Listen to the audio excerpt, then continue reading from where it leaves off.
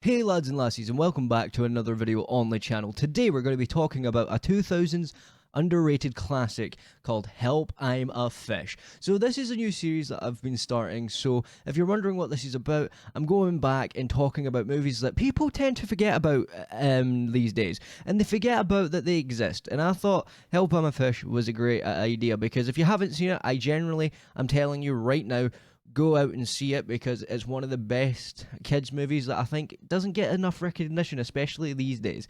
A lot of the time, a lot of people forget about them. A little shout out to my friend Strike. I know he's probably watching this, because ironically he also grew up on this, and he also said the same thing. It's like people tend to forget about these movies, and that's what makes it sad, because to me movies like this are not always very common, especially nowadays in kids films.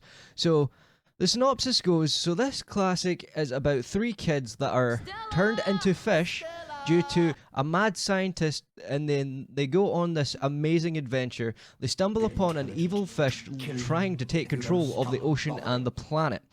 This is just a brief synopsis. Obviously, I don't want to go too much into it. There's going to be clips and stuff in this video showing you some of the characters and obviously some of the other things as well. But the thing that makes this movie such a great thing to me, for example, is that when you're like growing up and you're trying to look for a movie on the TV and you couldn't really find anything, Help, I'm a Fish would come on, and oh my god, like I remember always used to watch this. I'm pretty sure I had it on VHS at one point, but I always remember watching Help, I'm a Fish, because the thing that makes this movie so amazing as well is that I had a star-studded cast.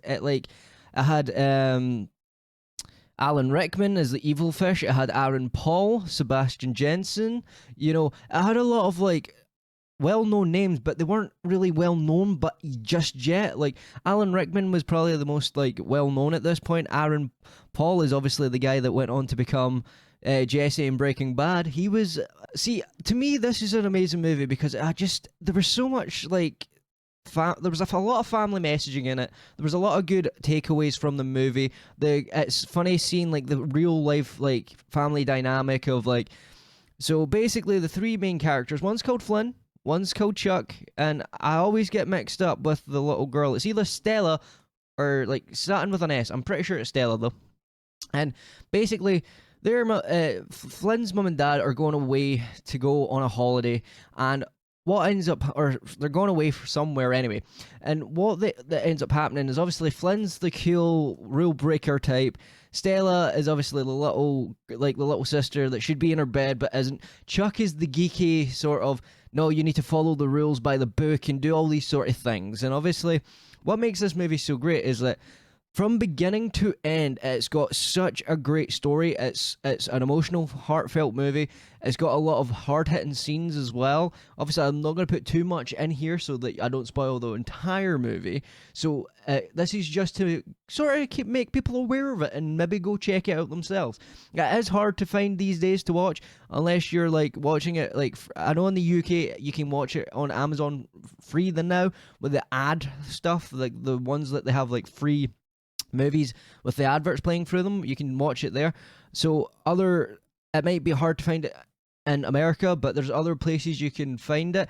Not condoning any of those actions, but if need be, there is other ways of watching it, or just even going out and trying to buy the DVD. Like that's what I would suggest, because I'm actually really rethinking about going out and buying this movie if it's able to be done, because I remember watching this movie as a kid, and it's just such a fun-loving thing. And one of the other things is, I'm going to play it here.